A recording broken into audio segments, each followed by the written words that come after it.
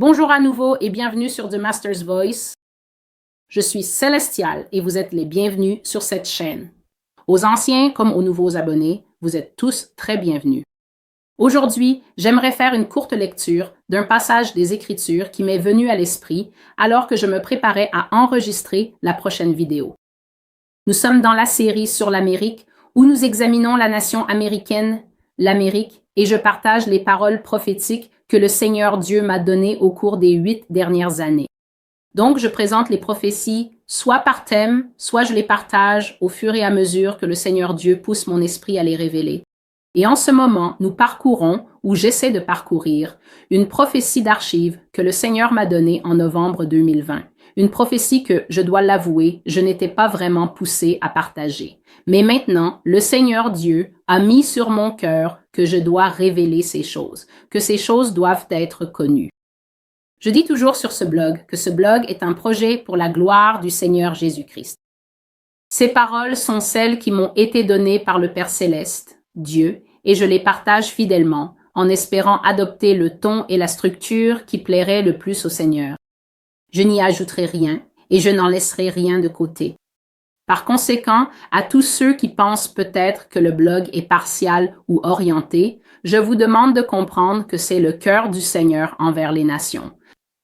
En ce moment, l'accent est mis sur la nation des États-Unis et je serai fidèle pour transmettre tout ce que le Seigneur Dieu m'a donné. Alors, veuillez vérifier le menu à 3 points en haut ou regarder sur la rangée du bas jusqu'à ce que vous voyez une petite icône en forme de roue. Cliquez dessus. Cliquez sur le mot « Qualité », puis augmentez la qualité de la vidéo à 480, 720 ou 1080p afin d'avoir une image claire avec laquelle travailler. D'accord. Je suis dans le livre de la première épître aux Corinthiens, chapitre 14, où il est question des langues et de leur utilité, et il y a ici un petit passage de l'apôtre Paul qui m'est venu à l'esprit concernant la prophétie. Il est écrit, dans la loi, il est écrit, par des hommes d'autres langues et par des lèvres étrangères, je parlerai à ce peuple. C'est le verset 21. Je parlerai encore à ce peuple, mais malgré tout cela, ils ne m'écouteront pas, dit le Seigneur. Ainsi, les langues sont un signe, non pour les croyants, mais pour les non-croyants. Mais la prophétie n'est pas pour les non-croyants, mais pour ceux qui croient. Ainsi, si toute l'Église se réunit en un seul lieu et que tous parlent en langue, et qu'il entre parmi eux des personnes non instruites ou des non-croyants, ne diront-ils pas que vous êtes fous? Mais si tous prophétisent et qu'un non-croyant ou une personne non instruite entre, il est convaincu par tous, il est repris par tous. Ainsi, les secrets de son cœur sont dévoilés et, tombant sur sa face, il adorera Dieu et déclarera que Dieu est réellement au milieu de vous. Ceci est très important pour notre époque. Je ne vais pas m'adresser à ceux qui pensent que Dieu ne parle plus aujourd'hui sur la terre à travers ses serviteurs, que Dieu a aboli la prophétie et que Dieu n'a plus besoin de prophètes dans les derniers jours. Ce genre de raisonnement, je ne sais vraiment pas quoi dire, surtout quand la preuve en est sous nos yeux. Dieu nous parle bel et bien en ces derniers jours. Il appelle en effet des hommes, des femmes et des enfants, les élève de partout dans le monde, met ses paroles dans leur bouche, les fortifie et leur donne la force de tenir ferme, même face à une multitude qui dit « Nous ne te croyons pas, nous n'acceptons pas cela, cela ne vient pas du Seigneur ». Tant qu'un homme, une femme ou un enfant a reçu une mission du Seigneur Dieu Tout-Puissant, a été fortifié par son esprit et envoyé avec l'audace du Seigneur pour parler, je crois que cette personne doit parler. Que les paroles tombent où elles doivent. Ce passage dit que les langues sont un signe important dans l'Église. Il y a aussi une partie de l'Église qui pense que les langues ne sont plus d'actualité et pourtant il y a des gens qui parlent en langue dans tant d'églises à travers le monde.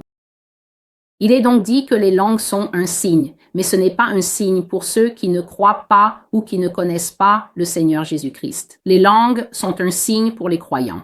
Et la raison pour laquelle Paul dit cela, c'est que dans une assemblée, si des gens parlent en langue et qu'un incroyant ou des personnes qui ne sont pas informées des voies de Dieu entrent parmi eux et entendent ces langues se déployer, ils penseront sûrement que ces gens sont fous. Mais le Seigneur dit que le signe de la prophétie est un signe pour les incroyants. Donc, que vous soyez quelqu'un qui a du mal à comprendre ce qu'est l'esprit de prophétie, ou si la prophétie est pour aujourd'hui, le Seigneur dit que la vérité de la véritable et authentique prophétie est ce qu'il a donné sur la terre aujourd'hui à l'Église du Nouveau Testament pour vous convaincre. Et voici pourquoi. Il dit que la prophétie convainc tous et convainc tout le monde. Il dit que la prophétie révèle le secret du cœur et qu'elle peut aller si profondément qu'un homme tombera même sur son visage pour adorer Dieu et déclarer « En vérité, Dieu est en ce lieu ». Donc, alors que nous avançons, je ne convainc personne. J'apporte ce que le Seigneur Dieu a dit et chaque homme, prenant garde à ce qui est dit par un messager sur une seule chaîne, est alors poussé par l'Esprit de Dieu à écouter et à juger, non pas selon sa propre pensée, son passé, ses attentes, ou même ce que ses propres oreilles veulent entendre. Chaque homme doit être convaincu et repris par l'esprit de prophétie qui est lui-même, le Seigneur Jésus-Christ. Ayant partagé cela, passons au message d'aujourd'hui. Nous sommes toujours dans la série sur l'Amérique, en train d'examiner la prophétie politique. La prophétie d'aujourd'hui m'a été donnée le 18 novembre 2020 et elle s'intitule « Une règle de droit brisée ». Une règle de droit brisée. Voici donc ce que le Seigneur m'a dit et je vais simplement le lire. C'est le temps de Kamala Harris. Une femme sera à la Maison-Blanche. Elle accomplira ce que Hillary et d'autres n'ont pas pu accomplir, à savoir que l'Amérique aura une présidente. Lorsqu'elle recevra le pouvoir, elle régnera comme un roi non élu, mais il y en a un autre qui viendra après elle. Notez bien ce que je vous ai dit. Durant son mandat, elle va briser l'Amérique et la déchirer, démantelant nombre de ses institutions les plus précieuses par des décrets exécutifs brutaux qui renverseront des principes que cette nation a toujours défendus. Elle gribouillera au feutre sur les principes intemporels de la Constitution, lui retirant sa force par des décrets exécutifs rédigés à la hâte qui rendront ses dispositions inutiles ou presque. De même qu'un feutre est plus gros et plus voyant que les petits stylos utilisés pour écrire la Constitution, ces décrets exécutifs seront plus grands et plus audacieux que les dispositions constitutionnelles. Cela les rendra inutiles et incapables d'aider le peuple américain qui leur avait accordé toute sa confiance. Nous voyons donc le Seigneur continuer à réitérer le thème qu'il a commencé avec moi le jour de l'élection, lorsqu'il m'a donné le message « Plus de grâce », puis, à partir de cette nuit-là, une série de rêves, et même pendant la journée, à partir de cette période du 3 novembre, le 4, puis le 5, le 7, jusqu'au 12. Alors que nous attendions en fait de voir un résultat concernant l'élection américaine, ce sont ces choses que le Seigneur, excusez-moi s'il vous plaît, me faisait connaître. Et donc, il dit ici dans ce passage que lorsque Mme Harris prendra place dans le bureau ovale, elle va en réalité briser la nation et la déchirer en la démantelant par l'utilisation, ou devrais-je dire la surutilisation, des décrets exécutifs. Et il dit il a dit quelque chose de particulier. Il a dit qu'elle gribouillerait au marqueur sur la Constitution. Et les gribouillages, ou devrais-je dire l'écriture superposée qu'elle ferait, évidemment sans écrire directement sur le document, mais les changements qu'elle apporterait seraient très brusques et ressembleraient à l'utilisation d'un marteau. Donc, si vous n'avez pas vu le message que j'ai présenté, où j'ai vu que le Seigneur l'avait, comme il l'a montré comme un colosse au-dessus de la nation des États-Unis, et elle avait un marteau, un maillet dans la main, et elle brisait le pays avec ce maillet, s'il vous plaît, retournez regarder celui-là. Il s'appelle le jeu du casse-brique. Et donc, il dit que tout comme un marqueur est plus grand et plus audacieux que les stylos délicats et fins qu'ils utilisaient pour écrire la Constitution, de la même manière, son utilisation des décrets présidentiels à la présidence sera plus grande et plus audacieuse que tout ce que la Constitution prévoit. Et ces décrets rendront la Constitution pratiquement inutile et elle ne pourra plus aider le peuple américain. Alors que le Seigneur me disait cela, j'ai eu une vision, et ce que j'ai vu, c'est qu'un gros marqueur noir a commencé à gribouiller sur la Constitution des États-Unis. J'ai donc vu la Constitution là, avec un petit ornement en haut et un autre en bas, exactement comme elle est stylisée et présentée sous forme de parchemin, et j'ai soudain vu ce marqueur apparaître et commencer à écrire dessus. C'était comme si quelqu'un prenait des notes et faisait des révisions directement sur le document. À certains endroits, j'ai vu qu'il y avait un grand X, donc ces parties étaient complètement annulées. À d'autres endroits, le mot nul était écrit en lettres très épaisses et cette partie était rendue nulle et non avenue. Et pendant que je regardais, il semblait que la Constitution était enfermée dans du verre. Donc, on aurait dit qu'elle était dans une vitrine de protection en verre, vous savez, comme dans un musée ou quelque chose comme ça.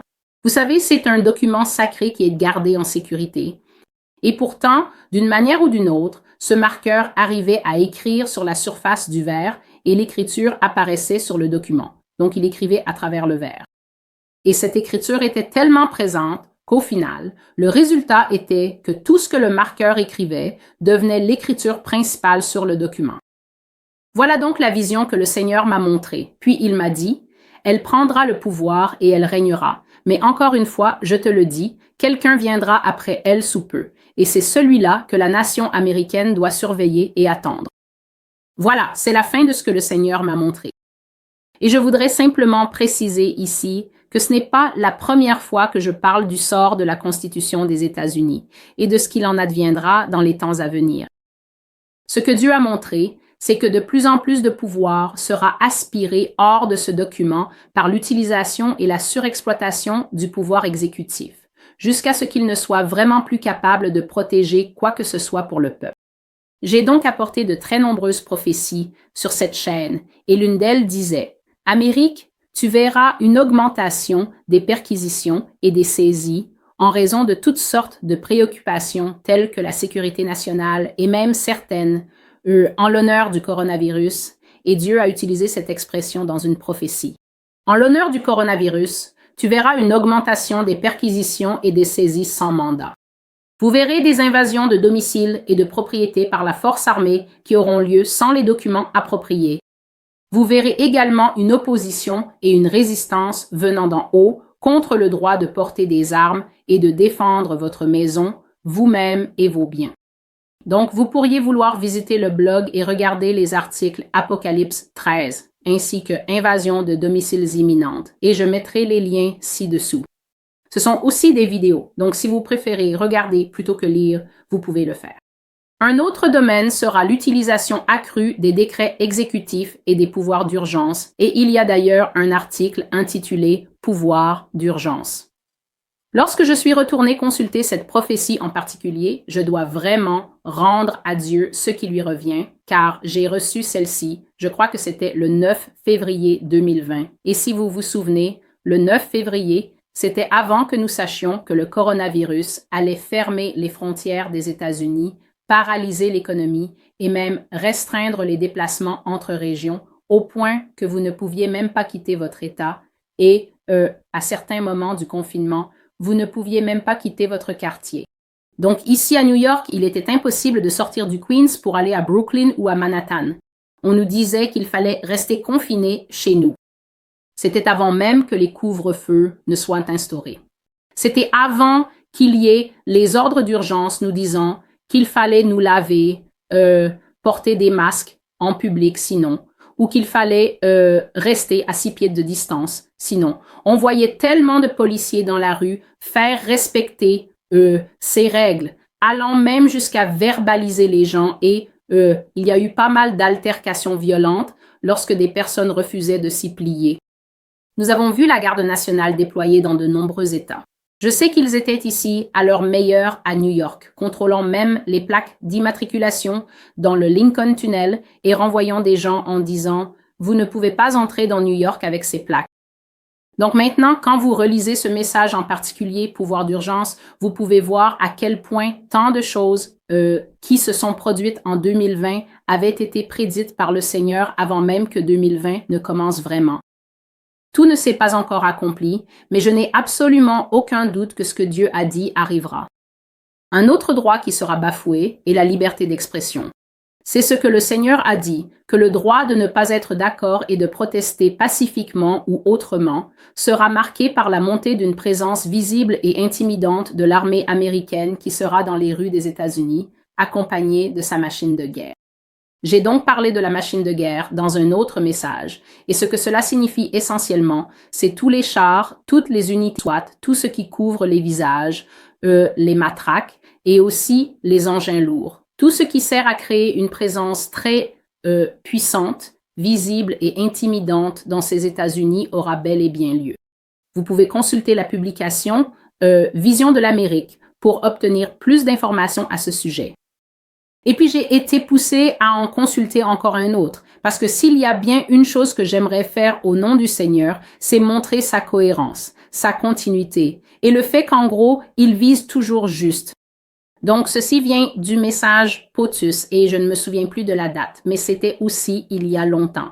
Je crois que c'était peut-être au premier trimestre de l'année dernière. Et ce que j'ai vu, c'est la Constitution. J'ai vu le document présenté devant moi et c'était comme si une gomme invisible effaçait les mots de bas en haut.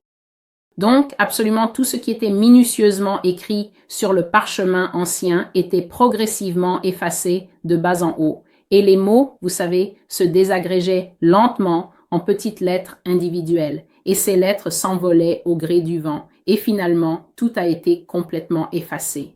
Ce stylo a tout effacé jusqu'à ce qu'il ne reste tout en haut qu'un petit bout du préambule. Et les mots qui restaient étaient « Nous tenons ces vérités pour évidentes par elles-mêmes ». En dessous, il ne restait absolument plus rien. Donc, avec cette parole, laissez-moi simplement revenir au titre. Un état de droit brisé. Dieu montre une fois de plus que le document le plus précieux, qui est le fondement sur lequel reposent toutes les autres libertés de cette nation, sera piétiné, entravé, rendu sans importance, et finalement, avec le temps, supprimé. Le Seigneur a dit que cette nation finira par avoir une direction semblable à un point de fer, et que ce point de fer réduira la Constitution en poudre et le peuple de la nation en poussière. J'évoque ces choses pour rendre toute la gloire à Dieu. Dieu mérite tout le respect. Jésus-Christ seul mérite la compréhension. L'écriture que j'ai lue au début montre que lorsque le prophétique vient à vous et que vous voyez ces paroles s'accomplir, il est dit que cela entre dans le cœur d'un homme, cela le convainc et cela le pousse à un tel point qu'il est prêt à fléchir le genou et à prononcer ces mots. Assurément, le Seigneur Dieu est parmi vous. Puissions-nous tous parvenir à la compréhension, indépendamment de notre affiliation politique, de ce que nous pensons, de ce que nous ressentons ou de ce que nous supposons savoir, puissions-nous tous parvenir à un point où nous nous humilions, nous repentons de tous les péchés que nous avons commis dans nos vies, nous fléchissons les genoux et disons, certainement, le Seigneur Dieu est parmi nous. Je suis Célestio. C'est la voix du Maître. Je reviendrai avec une autre vidéo si je peux aujourd'hui et que Dieu vous bénisse. Au revoir.